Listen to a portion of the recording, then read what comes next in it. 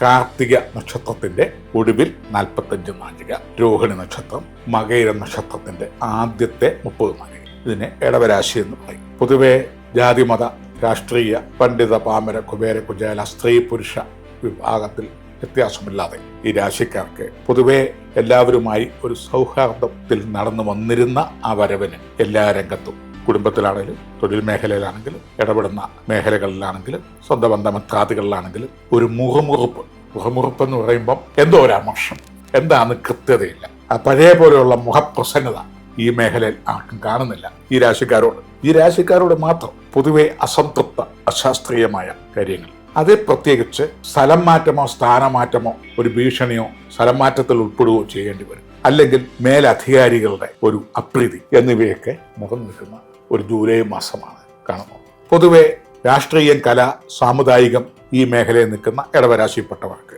പഴയ പോലെ അവരുടെ പ്രവർത്തനങ്ങൾ ശോഭിക്കുന്നില്ല, അല്ലെ ജനങ്ങളുടെ കയ്യടിയില്ല.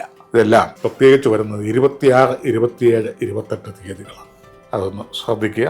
ഇത് കൂടുതലായിട്ട് വഷളാവാതിരിക്കാനായി അവനവൻ്റെ ഡേറ്റ് ഓഫ് ബർത്ത് സമയം വെച്ച് ഗ്രഹനില എടുത്ത് ചൊവ്വാഗ്രഹവും വ്യാഴഗ്രഹവും എത്ര കണ്ട് അനുകൂലിക്കുന്നു പ്രതികൂലിക്കുന്നു എന്നുള്ള അവസ്ഥകൾ മനസ്സിലാക്കി, ദോഷസ്ഥാനത്താണെങ്കിൽ അവയ്ക്കുള്ള പ്രതിവിധിയും, ഗുണസ്ഥാനത്താണെങ്കിൽ പ്രതിവിധിയൊന്നും ചെയ്യേണ്ട കാര്യങ്ങളില്ല.